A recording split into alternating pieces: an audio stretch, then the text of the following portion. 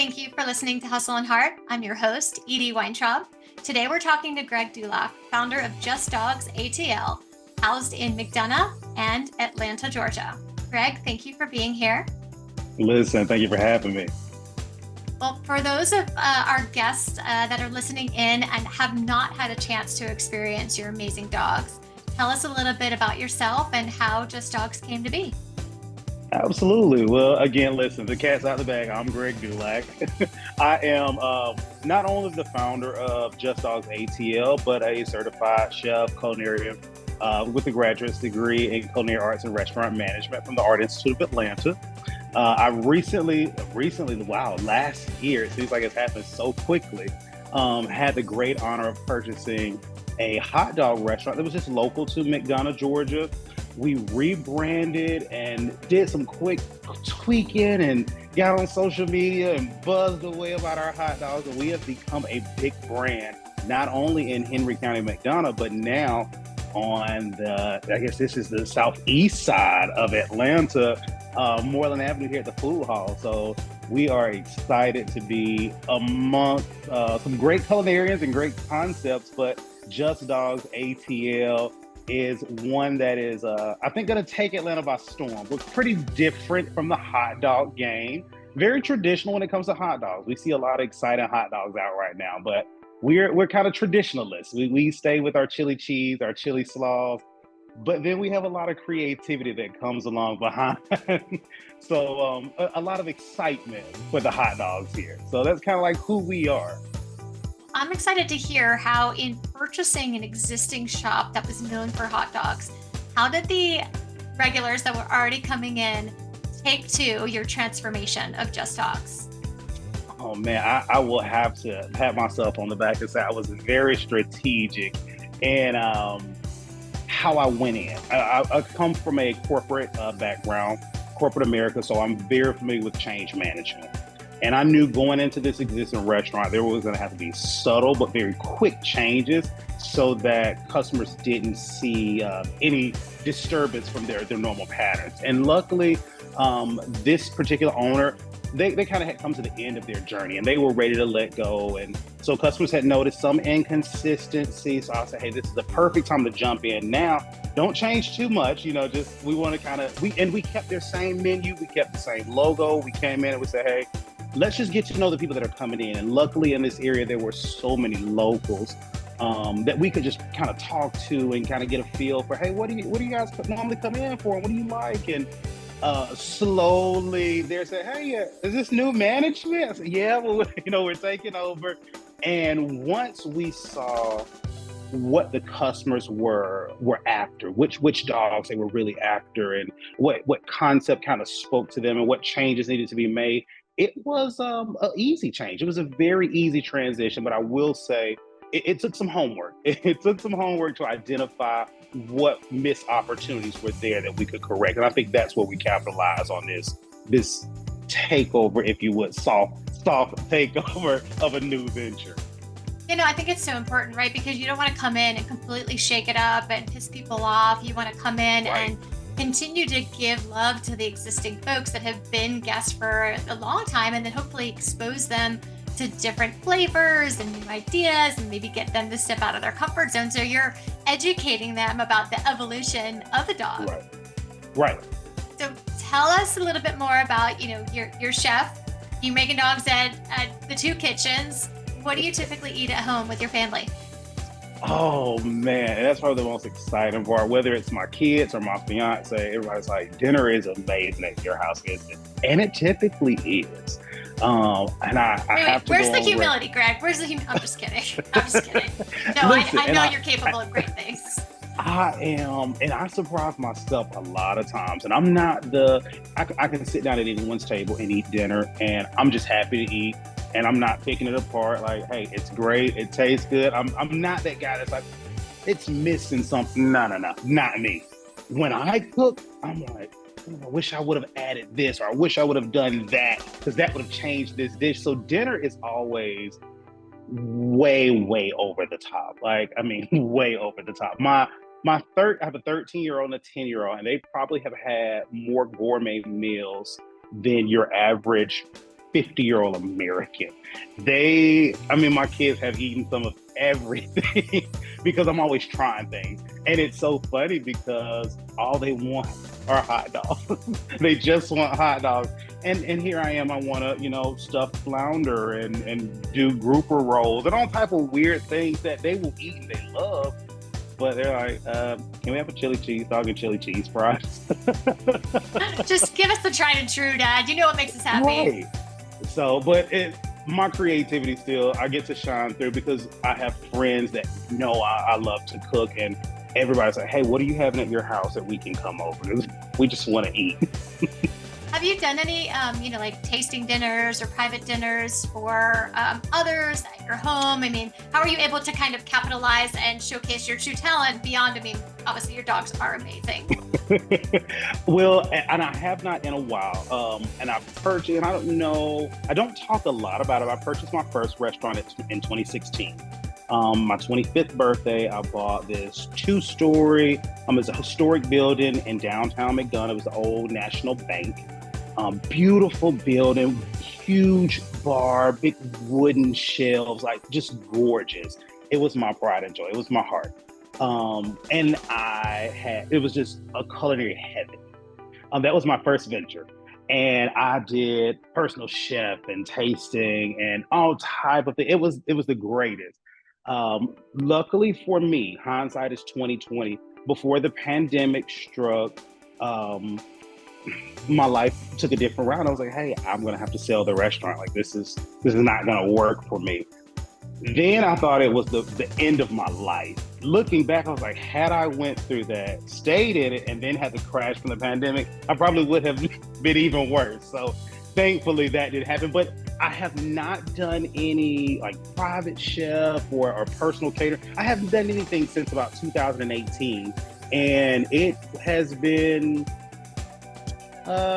exhausting because I hadn't gotten to let all that creativity out. I've been so head down focused on the business that I have not gotten to do any fun cooking. So if you're free, and you have something on your calendar, you want me to I would love it, right? Like, again, I've just had your dogs, but, Yep. Just seeing the passion in your description, like you can tell truly who loves what they do by the energy that exudes when they describe it and how they're like, their eyes light up and like, you perk up, you jump out of your seat. So now I'm curious, like, what was the calling to encourage you to go into culinary? How did that come about? And to be honest with you, it's so strange because people, they sit at my table, they eat my food, and they say, oh my God, cooking is your passion. And I have to say, it's not. It is not my passion. It has never been. Cooking is my innate talent. It is my God-given talent. It is something that without thought, without practice, I have always been able to cook and cook really, really well. Again, coming from a corporate background, I was like, wait, there are so many things that happen. If I'm going to do this, I'm going to make a business out of it. And there are so many other things that happen outside of how much of what I'm putting in this dish. I was like, maybe I should get my degree in culinary arts. So I went to the Art Institute, honestly thinking, I don't need this. Like this is not going to be it. The best decision that I made. The best decision. I learned so much. I met so many great people. Chefs that are, of course, have far more training than I do, and even people that I were in school with that today, some of them own food trucks. Some of them just work in restaurant, commercial kitchens. I have been an inspiration to some that I don't even remember that have sent me messages saying, oh my God, chef, I see you're opening another spot. I'm so proud of you. When can we talk? I want to do that. And I was like, oh man, I forgot all about this guy that we used to work at the same prep table next to each other. So all of it really kind of came on a whim. I was working in corporate America. Thankfully, I started working in corporate America at a really young age. So I was in management in my early 20s, had a lot of free time at work. I don't know if the company that I worked for at the time really thought I had as much as I had, but I did.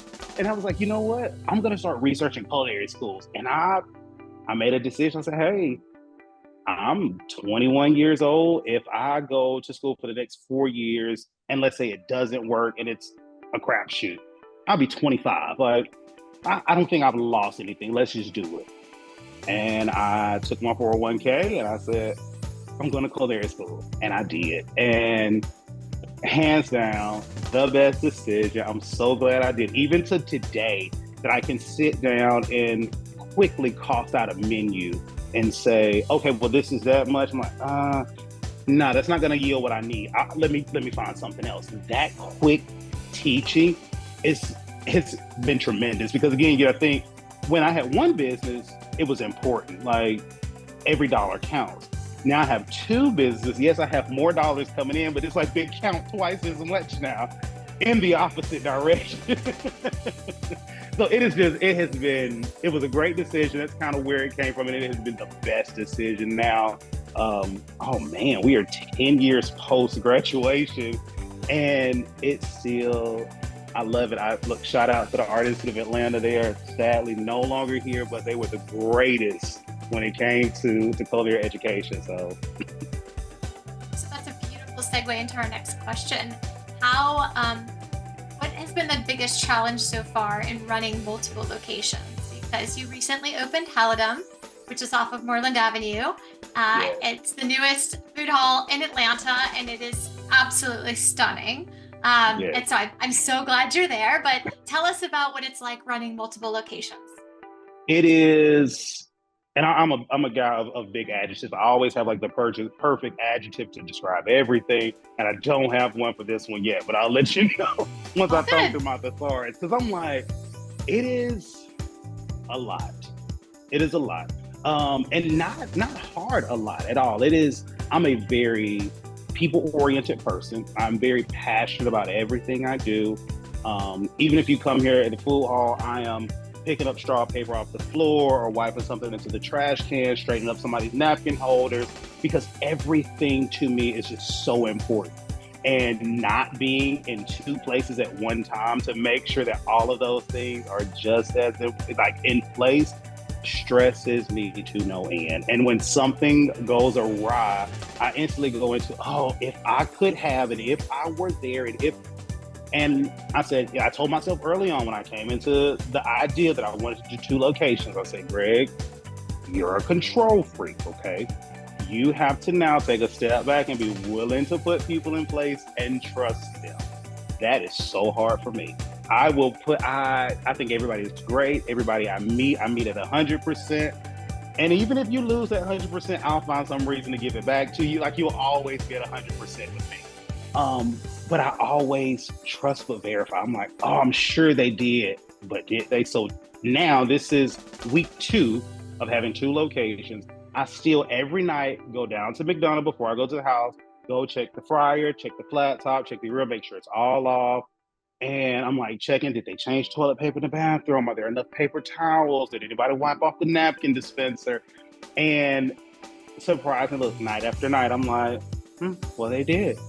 They did it. Like, it's done. You trained an amazing team, right? So I'm now saying, okay, I think my team knows the standard. So now let's kind of relax, take a step back, and not just kind of hover. Let's take a step back and see, hey, does anything go wrong?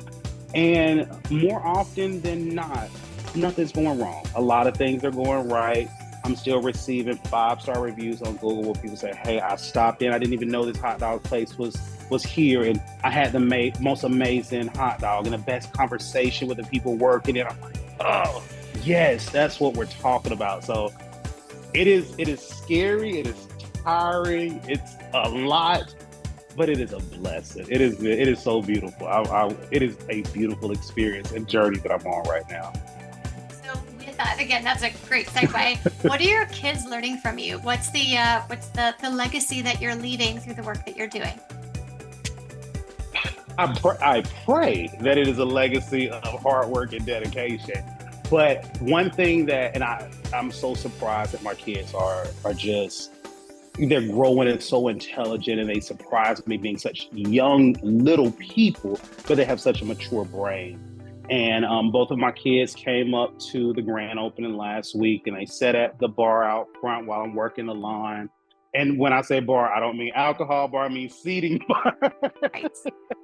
And they're just watching, and what I think not really paying me attention. My son kind of has his phone propped up on the glass and he's into it, and my daughter's scrolling. And because I'm a sensitive, tender guy, I'm like, oh, you don't even pay me any attention. And I'm just working myself to pieces. I'm getting orders out. First break, I come around, I'm talking to him, and my son says, Daddy, you really care about everything you do. And I was like, well, what makes you say that, Bryce? And he's like, I just look at the way that you don't get chili on the paper and you try not to get mustard on the plate. And he was like, that's important because people like stuff like that. And I was like, maybe they do see. Maybe they are watching that. Hey, and I'm a jovial person. I like to have a lot of fun. And my kids know that I'm a jokester, but when it is serious and it is a time to really pay attention and be dedicated, I see that they see that I kind of switch gears. And I hope that they pick up on that and understand that, yeah, I think we learn there's a time and a place for everything. I don't know if everyone knows when you toggle to that, that next gesture, if you would. And I hope that they're seeing that and picking that up on, hey, Dad was doing this and he had to pivot. And a lot of times he had to change and do this, or, this is the standard. And because this happened, he had to quickly adjust and do these things. I'm hoping that they see these things, that they pick up on them. They mentioned it the other day, so that was enough for me to say, maybe I'm doing a good job there. Maybe I'm doing a good job there, maybe. Oh, that's really beautiful. Because I remember when I was young, my dad would start to tell me all these stories. And I said, Dad, stop lecturing me. And I notice it now with my teenager. I try to tell him something and I just get the eye roll. But I think what's more important during this period of time for them is they see you in action.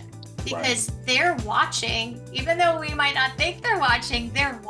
And through our actions, I think sometimes it's more meaningful than our words.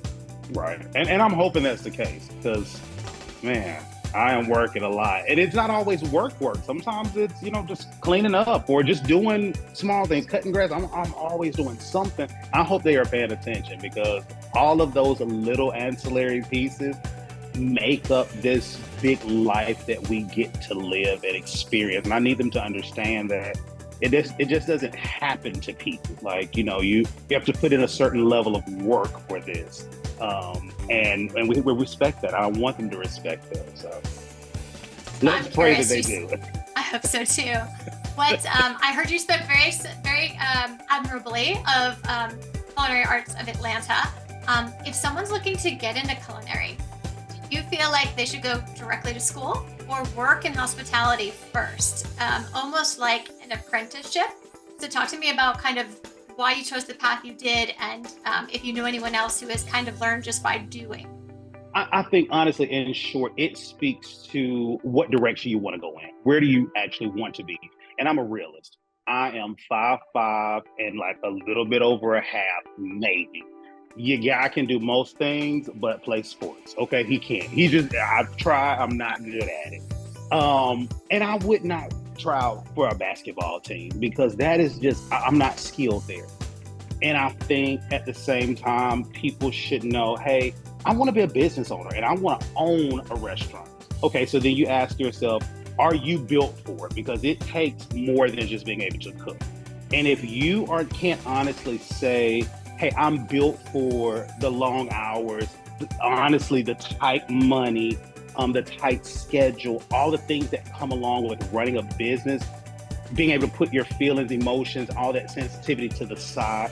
If you have not talked to yourself and say, hey, this is what I want to do, then you should probably focus on the culinary aspect, not the business aspect. And if that is your direction, honestly, I think working in the industry for me was the best teacher. On the contrary, if you are going the entrepreneur route and you really want to run your own business, I think it is important that you have the core foundations of costing, price menu, cross utilization, all of these little small details that are kind of high level in the kitchen that you don't see because we are so busy with, the prep work and the cooking and everything that goes into production. You miss that part. So I think that is the first thing. So to kind of reiterate, if a person wants to run a business, I think they should go to culinary school where there's a core foundation of restaurant management. If you are just wanting to be a skilled culinary chef in the kitchen, go the industry route. Find a good chef that's working in the kitchen where you really get to, maybe it's just busting suds in the beginning and washing pans and understanding, hey, if I let sugar sit too long, this is what happens to the pan, and it's no coming back from it. Some of that industry knowledge is important. So I think a person has to be honest with themselves and say, hey, what direction do I want to go in? And then determine, should I go to school or should I kind of just go to the industry? But I will always say, you cannot learn, and I did not learn any of my culinary skills strictly from school. It was from the people, like I said, that were next to me at the prep table, other chefs who said, hey, this recipe says do this, but I'm gonna tell you something. If you do this, it's gonna go wrong every single time, because all of these other things that you don't think of, I was horrible in bread making because I didn't understand that depending on the temperature in your kitchen, the time of year, where you are, all of these things elevate baking time. That is not what I'm wasting my time on. No, thank you. Let someone else make the bread. So you just have to kind of know where you want to be in life to determine which route. But both of them, honestly, and I've done both, wealth of knowledge that is untouched until you work for a chef that has been in the game and you learn all the secrets. I know so many things that I teach people, and I'm still like, I just wish there was some like little Godfather chef in the kitchen I could kind of go to and say, hey, teach me something new, Godfather. Like I want another secret in my book.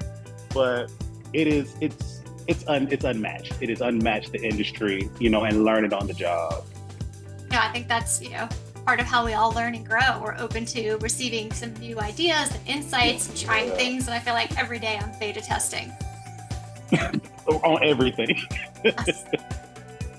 So I'm curious. I think we've all seen the cost of food rise over the course of the last couple of years. Is that something that you're paying attention to this year and the years to come? What insight do you have for us on that category? Absolutely. And I will say most of my ingredients now in this current concept are pretty stable when it comes to pricing. The one thing that will make a major shift later this year is the price of potatoes. There will be a big market change in potato prices this year. It is the year, and I'm sure that year in time probably has a name for it, what happens when they remarket potato prices. But this year we have been advised that potato prices will be reevaluated. That is a concern. Because we specialize in hand-cut fries. So I buy a lot of fresh potatoes. And I will say from 2016, 18, my first restaurant, to now, my grocery prices are astronomically different. It's so crazy. Like, I remember when a case of chicken I could get for 40, 50, $60 on the high end. Now it's easily $120. Yeah. So, and we're seeing that with so many different products in the industry. But again, luckily for me, like hot dogs and sausages, these pressed meats, those they stay pretty true to their pricing. So I hope to not be affected by that. But that is something that we have to watch, because again, you then have to try to figure out, hey, do I make subtle menu price changes? Do I change products? And that's the big thing, because do I change products and then my standard changes and the consistency is different? And do people notice the difference from, I'm using this brand of hot dogs to maybe this brand? That is not a change that I would make. A little bit more faith in myself to say, we'll put back a little bit, and if we have to take a small little increase on price to keep our products there, that's what we would do. But yes, it is very necessary to watch out for that. And fingers crossed that potatoes don't do anything crazy. I believe there is a fast food restaurant out there that kind of leads the market in potato prices, so we hope they do the right thing. We hope and so, you yes. keep those potato prices low for us. Absolutely. Have you had the opportunity, and I know again, just with two locations, have you ever had the opportunity to source from any local farmers in Georgia, and just kind of beta test that? I have not with this current concept. That is something that I did in the past. I partnered with the local schools of Henry County and their horticulture program when they were actually then, again, this is 2018, growing like cucumbers and onions and little small things there in their greenhouse in the school. And I was able to buy it from them just to utilize, salad prep or little small side things there in the restaurant. And it was so much fun. That is something as we create our footprint here on the southeast side of Atlanta that I hope to get involved with the community more and learn, hey, who's out there and who has white onions, or I don't know if they have enough potatoes to provide for us, but those things that are out there. And I'm a chef at heart. Maybe it's something that I can purchase and then create a different condiment or something for hot dogs. Those type of things excite me to no end. So I'm looking forward to maybe making those connections soon. And who knows? You probably know I'm that guy that you could probably see connected to the neighborhood. So Of course. I'll Well, look for. I'm sure someone in East Atlanta Village has something going on we can connect. oh yeah. The reason I ask is I spoke earlier to a gentleman who he and his family own a farm. And while Oh he wow. initially sold cuts, he said, now, it's just too much. I will sell a whole cow. I'll sell a half a cow. And I said, okay, so a half a cow, how much meat does that provide for a family of four? He goes, you're good for a year. I said, oh, okay. All right. I might not need a whole year of meat, but maybe I can grab another family of four and we can share Yeah. in that half a cow. So it's Georgia grown, it's in his family, and just to see the love that he puts forth to the animals, to the farm, obviously that good energy comes through in the quality of the food. So Yes. I'm planting seeds with you because there will be more to come. Okay. Yes. Listen, I'm gonna water them. Okay, you plant them, I'm watering. Perfect. Perfect. It's a good team. So outside of your professional life, what and obviously this hasn't happened so recently given that you've just opened second location, but what do you like to do in your spare time? I'm a big family guy. I'm the oldest of 11 siblings. So 10 siblings. I'm the oldest of 11, so 10 other siblings. There's an older five of us, and then we have our younger crew that are almost like when I say little brothers, we're talking teenage.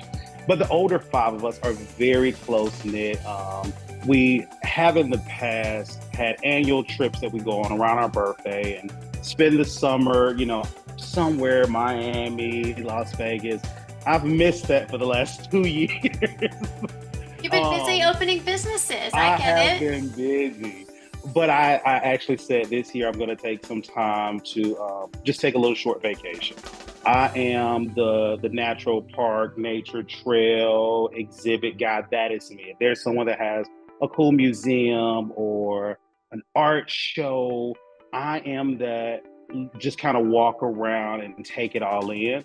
That's my idea of fun. My kids, they want to go to the amusement park. I kind of want to look and see, I mean, how did they build that? How did they get that all the way up to the top? Like, that's where my mind goes, and I love it. So I'm hoping that maybe I can break away in the next month. And I looked last night at about 2 in the morning as I'm trying to get myself ready for the next day. I said, well, I wonder how much would it be to go to Busch Gardens and kind of just get 4 or 5 days at Busch Gardens and just kind of relax. That is probably what I'm going to do because that's my fun time. Is to just break away. I'm originally from Pensacola, Florida, so I love the beach. I will have to get to some water really soon. I've been missing it. But that's kind of my free time. If it is not spent with the kids and with my siblings, it is somewhere tucked away on a beach somewhere. So that is kind of my love space, if you would. No, I feel like as humans, we need the mountains, we need the water. So do you get to Chattahoochee River at all? I do not. It's not that far from you, and they have so many Have amazing not trails been. just to be out, disconnect, put your phone down. I can give you a list of great places that are just, an hour hike. I'm waiting. That's what I need. Just to Awesome. break away. We will do it. So where can our listeners get information about you and Just Dogs? Listen, on all social media outlets, Just Dogs, ATL, that's Instagram, Facebook, Snapchat, Twitter. If it's a social media spot out there, I'm probably there with some amazing dogs. So you can always find me there. Or we are right here in McDonough, 1059 Meredith Park Drive. And then at the Food Hall off Moreland Avenue, 1341 Moreland Avenue in the Halidome Eatery. We are one of 11. That number 11 keeps coming up. Like, that might be a good number for me, but we are one of 11 stalls here, and it is, again, a culinary heaven. Here's such amazing food, amazing concepts. But you can definitely check us out at any of those spaces or locations. Thank you, sir. I can't help but feel inspired by your adventures in the world of culinary and hospitality. It's clear the journey in the restaurant industry is as rich and diverse as the menus we create. Speaking of journeys, it's about time to wrap ours up today. Thank you so much, Greg, for being here. Thank you. I really enjoyed it. My name is Greg Dulac, and you're listening to Hustle and Heart.